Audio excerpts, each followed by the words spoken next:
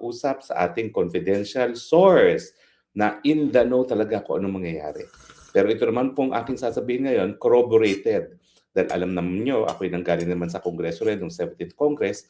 So nung sinabi ng confidential source itong mga bagay-bagay na ito, kinumpirma ko naman sa dalawa kong mga dating kasama sa Kamara de Representante. Alam nyo ba ho, na para masigurado ang numero, 1/3 ng Kamara de Representante na maghain ng impeachment complaint sa Senado, anong ginagawa ng liderato? Well, tingin ko yung mga dati-dating ginagawa, yung sinabi ni Cheese Escudero na ginagamit ang AIX, tupad at kung ano-ano pa para garansya na pipirma ang mga congressman sa impeachment complaint lamang kay Inday Sara, ganyan pa rin po yan. Tuloy pa rin yung AIX tupad. Pero ang buhay ng congressman talaga, yung projects, yung mga kalye at mga buildings na sila ay nangungumisyon dahil nga merong kuntsabahan sa panig ng district engineer at saka ng district congressman. So lahat ng bidding sa mga project ng mga district congressmen dapat ibigay ng district engineer doon sa kontratista ng congressman. At dyan nga nagkakaroon ng mga porsyento-porsyento ng mga unang panahon, 5% kapag building, 10% kapag kalye. Ngayon, lumalabas, sabi nga ni Mayor Magalong at mga naman lumalabas sa mga testimonya ng mga taga-DPWH, hindi na po yan 5 to 10%. As high as 70%, pero alam natin na si Bangag, si Marcos Jr., according to Zaldico, 25% ang kinukuha. So ngayon sabihin na natin ang naging SOP ay 25%. Napakalaki pa rin po yan. Kung ikukonsidera mo na ang proyekto ng infrastruktura, meron na pa po yung inputted na 15% kita para sa kontratista. So kung meron 25% plus yung 50%, minimum 40% nawawala sa proyekto. Tanggalin mo pa yung mga taxes dyan sa kalahati. So ibig sabihin, kalahati lang talaga ang dapat na ginagastos natin na halaga para sa mga infrastrukturang proyekto at karamihan talaga ay napupunta na sa korupsyon. So anong mang gagawin nila ngayon? Well, tuloy po yan. No? Lahat yung mga AIX, mga tupad, tuloy pa rin po yan. Ang makakatanggap lang yan ay yung mga lalagda sa impeachment. Ngayon po, ang sabi ng aking informante at nakumpirma ng dalawang nakaupong kongresista ngayon, kapag hindi ka daw pipirma sa impeachment, naka-hold either ang bidding o ang award ng mga proyekto sa kanilang mga distrito. Napakahirap kong gawin yan. Kasi ang gawain sa Kongreso at sa DPWH, hindi na nila inaantay yung pagpapasa ng pantaon ng budget. Bago pa matapos ang deliberasyon ng Kongreso sa pantaon ng budget, binibid out na yan. So kung ang proyekto ay popondohan ng 2026 budget, na-bid out na yan ng last quarter of 2025. At karamihan ng mga hinayupak sa congressman na yan ay nakakatanggap na ng advance. Pag-award, binibigay na lahat yung mga kanilang kinakailangan na tongpats. Ano ngayon ang ginagawa nila? Ay nako, ngayon ang ginagawa nila, withhold yung certificate of award or withhold yung certificate of award nga o yung pag-release ng pondo sa mga proyekto maski ito ay na-award na at na-bid out na. Para nga paniguro na yung mga congressman ay boboto sa impeachment. So karamihan naman dyan nakakuha na ng advance. Pero kapag hindi talaga natuloy ang award, malalagot si congressman kaya kailangan magbalik kasi kawawa naman yung kontratista na nag-advance, no? Although may mga iba dyan talaga, makakapalang mukha, sasabihin nilang sa susunod ka nilang bumawi, no? Pero yan po ngayon ang aking nakalap na impormasyon na walang infrastructure projects na ma-award o mabibid out para dun sa hindi pa nabibid out kung hindi pipirma ang district congressman. Kaya naman po, mabigat ang presyo para pumirma kay sa impeachment ni Inday Sara Duterte. Yung mga AIX, sabihin na natin makakakuha sila ng mga 300 million worth. Okay? O hindi, siguro masyadong malaki kung kada congressman. Siguro lagay na natin na tag 100 million sila. Ang tongpats dyan po pwede naman kalahati kasi alam naman natin hindi nila binibigay ang tulong sa mga mahihirap talaga na buo, no, na pinabawasan nila. At well documented naman po yan. Minsan, 1/3 nga lang binibigay o 1/4 at binubulsa ni congressman yung mas malaking halaga. No? Pero ang pinakamalaking kubra talaga ng kongresista ay yung sa infrastructure project. Bakit? Well, dapat po yan, dahil dun sa formula ni Cabral, halos lahat dapat minimum 1.5 billion worth of projects. So kung 25% kayo ng average tongpats, dapat kumikita sila ng hindi bababa sa 300 million annually. Mantakin nyo, yung halaga ng pirma ngayon, hindi bababa sa 350 million. Dahil nga po kasama yung infrastructure na kung saan kikita sila ng average of 25% ng tongpats.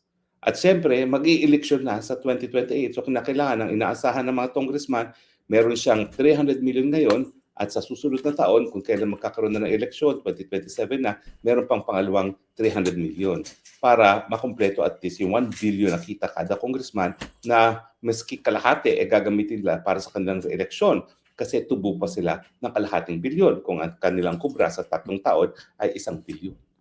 Yan po ay average kasi ang formula ni Cabral, wala namang distrito na hindi makakakuha ng at least 1.5 billion na proyekto. Kaya nga po, ang aking estima, 300 million kada congressman ang kubra kada taon pagdating sa infra lang. So kung ikaw ay congressman at hindi makakakuha ng 300 plus mga 100 pa sa iba't ibang mga ayuda, 400, paano? Ang iniisip naman nila, well anyway, maintindihan naman ni Inday Sara yan, no? Dahil politiko rin siya. So baka pipirma na sila.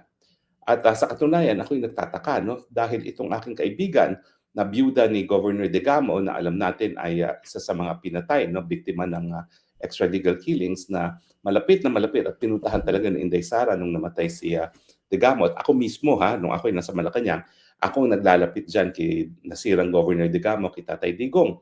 Kada kailangan niyang kausapin si Tatay Digong, ibang door o ibang gate ko siya pinapapasok kasi malakas din yung influensya ng kanyang mga kalaban sa Malacanang. No? So anyway, kaya nagtataka ko na, wow, kanina nakita ko na nagsasalita itong biyuda ni Governor Degamo na kinakailangan daw talaga matuloy impeachment dahil nagbanta sa buhay ng presidente at ng First Lady, ito si Inday Sara Duterte. Kailan nagbanta yun? Ako naman ang nag-carry nung broadcast na yun, no? Dahil yun po ay ililipat nila si Yusek Laika Lopez sa kulungan ng mga kababaihan, no? Na talagang hindi naman dapat dahil siya ay under contempt lamang. Bakit siya padadala doon sa kulungan ng mga sentensyado ng mga kababaihan? No? At kineri ko yan live sa aking Facebook. Ang sinabi ni Inday Sara doon, hindi niya pinagbantaan ang buhay ng presidente at ng unang ginang. Ang sabi lang niya, pag may nangyari sa akin, i.e. pag may pumatay sa kanya, meron na rin siyang pinag-utusan na patayin yung mga nag-utos sa kanyang pagpapatay. Yan ba isang banta sa buhay? Yan ang isang habilin na kapag siya'y pinapatay, siguruduhin na magkakaroon ng katarungan ang pagpatay sa kanya. Ibig sabihin, conditioned. Hindi dapat gawin ang kanyang huling habilin kung hindi naman mangyayari yung dahilan kung bakit siya naghuling habilin.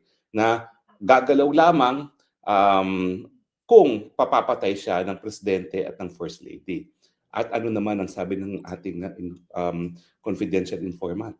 Na talagang ang bilin nitong si Marcos, wag na wag payagang maging presidente si VP Sara. Yan ang malinaw na order na pagpatay. Kasi alam naman natin na ang pipigil sa pagiging presidente Inday Sara, nakasalalay yan kung siya ay number 1, matatanggal, mako-convict para na merong parusang perpetual disqualification from public office. O di naman kaya permanent disability or kamatayan. Kaya ang sinasabi namin, naku Inday Sara, pagbutihin mo ang seguridad mo ngayon dahil ngayon ikaw talaga nangangalampag sa lahat ng mga survey at walang kalaban-laban ng kahit sino man sa iyo para magiging presidente dahil nga kinidnap nila si Tatay Digong at kinulong sa dahig na lalo pang naging dahilan kung bakit nangangalampag ka ngayon sa survey, baka nga gurgurin ka na. Wika nga na aking kaibigan na si Maharlika. At ako'y naniniwala na talagang anytime kakabahagi pa rin niya ng plano. Bagamat ngayon, ginagamit nga nila ang pondo ng bayan para masiguro ay yung pagpapatanggal sa opisina at saka yung pagliliti sa iyo at pagkukonvict sa iyo na merong perpetual disqualification for public office nang sa ganon, hindi mo sila malampaso sa eleksyon sa 2028 dahil hindi ka nila papayagang tumakbo sa eleksyon. Kaya nga po sinasabi ko, at ginagamit ito ng mga kalaban. Out of context yung sinasabi nila, nasabi kong hindi pa nanulunin ng mga Marcoses ang Inday Sara dahil totoo po yan. Habang nakaupo ang mga Marcoses, hindi sila papayag na maging presidente si Inday Sara Duterte. Kung hindi man daraya, sisiguraduhin nila hindi makakatakbo si Inday Sara. At kasama na yan, yung posibilidad na po pwede nilang gurgurin si Inday Sara. Kaya wag niyong mong baliw-bilukturin ang aking sinasabi. Hindi po huhupa ang aking katapatan sa mga Duterte dahil nasira ng ang buhay ko. Bakit ngayon pa ako babaliktad, di ba? Kung kailan malapit na ang tagumpay. Lahat naman tayo, nalalaman natin bilang ng araw nitong bangag. Unang-una dahil sa kanyang sariling ginawa sa kanyang katawan. Tingin ko, bibigay ang katawan dahil talagang alam naman natin yan. Nasa Biblia yan. Kinakailangan, alagaan ang ating mga katawan dahil yan ang templo ng Panginoon. Anong ginawa niya? Well, syempre, sinalawla niya ang katawan niya dahil sa kanyang bisyo sa pinagbabawal na polboronic. Di ba? So alam natin na hindi na magtatagal yan. Either yan ay bibigay dahil sa kanyang bisyo, at tawag doon OD, o di naman kaya bibigay yan dahil sa magmamalfunction ng ilang bahagi ng kanyang katawan na usually ay resulta ng pag-abuso sa cocaine, o di naman kaya talagang tatawagin na lang yan ng Panginoon, or matatanggal yan dahil ang taong bayan hindi na maatim ng ang kanyang pagpapatuloy sa pwesto.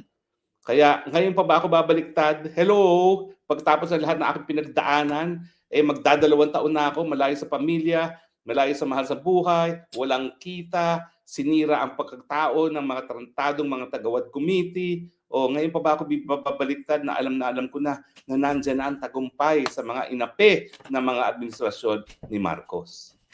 Pero mabalik po tayo sa ating pinag-uusapan, kumpirmado ko po ngayon, merong triple verification na bukod pa doon sa mga pagbibigay ng mga ayuda sa mga kongresista para sila ay pumirma sa impeachment complaint, hindi po ngayon pinapayagan ng award ng mga proyekto ang pagbibid ng mga proyektong infrastruktura sa mga distrito ng mga kongresista kung hindi sila pipirma sa impeachment complaint.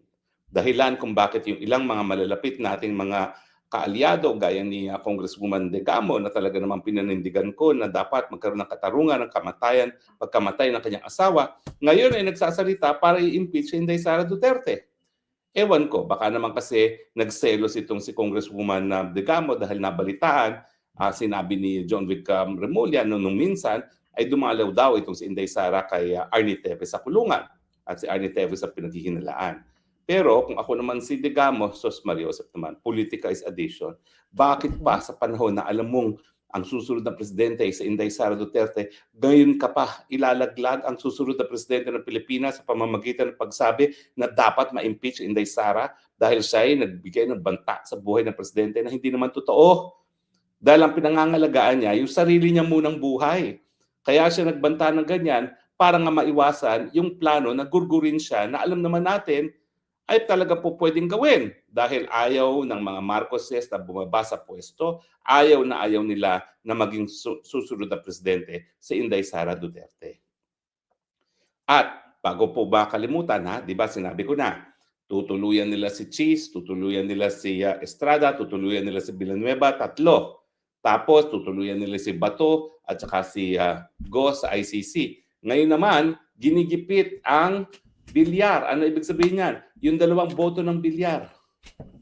O pwedeng yan ay mawala kay Inday Sara Duterte dahil ang sasabihin nila, hoy mga Bilyar, iniimbestiga na namin kayo ngayon for insiders trading. Pakukulong din namin kayong 2 senador pag hindi kayo bumoto para sa pagpapatalsik kay Inday Sara sa pwesto.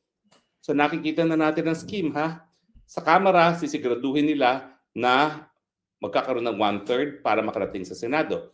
Ang kanilang pamamaraan, yung mga usual na mga ayuda at saka ngayon, talagang yung heart, yung puso ng pinagkakakitaan ng mga congressman, yung kanilang infrastructure budget, hindi po pwedeng i-award, hindi po pwedeng i-bid out ng hindi pumipirma sa impeachment.